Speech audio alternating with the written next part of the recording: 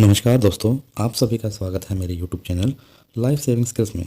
तो दोस्तों आज हम बात करेंगे फर्स्ट एड के बारे में। First aid and BLS basic life support. तो दोस्तों सबसे पहले हम बात करेंगे कि फ़र्स्ट एड हमारे लिए क्यों ज़रूरी है, हमारे जीवन में इसका क्या क्या प्रभाव पड़ता है और हमें किन किन जगहों पर इसकी ज़रूरत पड़ती है। दोस्तों देखिए, जैसे कि हम काफ़ी सालों से सुनते आ रहे हैं फर्स्ट एड के बारे में, प्राथमिक चिकित्सा के बारे में, ये क्या होती है। स्कूल्स में भी बच्चों को इनिशियल क्लासेस में इसके बारे में सिखाया जाता है, परंतु इसके पश्चात भी आज तक भी हमें इसके बारे में पूर्ण ज्ञान प्राप्त नहीं हुआ। कमी कहाँ रह जाती है? कुछ ऐसे भ्रम हैं या ऐसी बातें हैं जो हम सुनी सुनाई बातों पर विश्वास करते हैं, जिनका कोई भी साइंस या लॉजिक नहीं होता।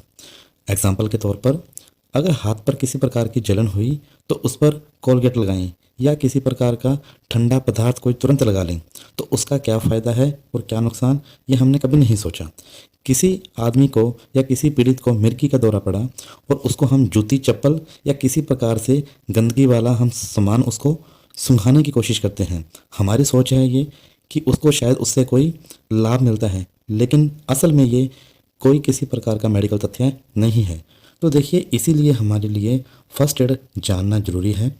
होता क्या है, हमारे रोज़ाना की लाइफ में कई प्रकार के इंसिडेंट्स होते रहते हैं, उनमें से कई मामूली होते हैं और कई जानलेवा बन जाते हैं।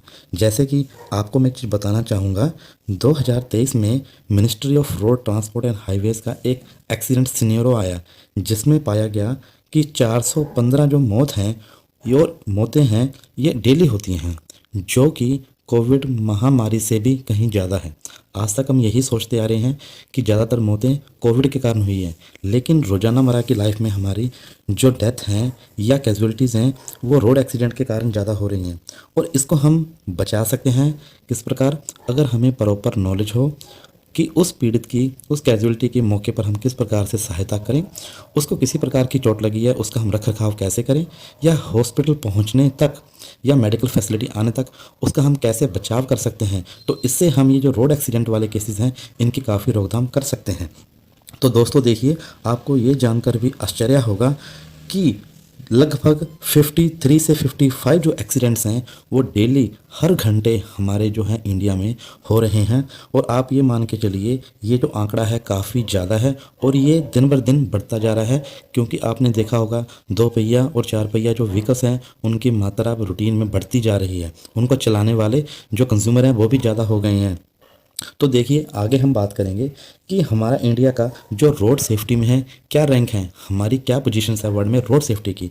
तो आपको ये जानकर और भी आश्चर्य होगा कि सबसे ज़्यादा जो रोड पर एक्सीडेंट्स हैं वो इंडिया में ही होते हैं, और इंडिया रोड एक्सीडेंट में फर्स्ट नंबर पर आता है, जो कि हमारे पूरे वर्ल्ड की जो आबादी है उसका 11% के करीब है।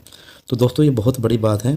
तो मिला जुलाकर हम क्या बात कर रहे हैं कि हम इन सभी एक्सीडेंट्स को, इन सब कैजुअलिटीज़ को हम रोक सकते हैं मात्र छोटी सी सूझबूझ से, जो कि हमें इस ट्रेनिंग के माध्यम से मिल सकती है। तो देखिए, आज हम इसी के बारे में बात करेंगे। फर्स्ट एड क्या होती है? तो आम भाषा में हम बोलते हैं प्राथमिक चिकित्सा। डॉक्टर के आने से पहले या किसी मेडिकल फैसिलिटीज़ के मिलने से पहले जो हम पीड़ित की देखभाल करते हैं उसको हम आम भाषा में क्या बोलते हैं? फर्स्ट एड या प्राथमिक चिकित्सा।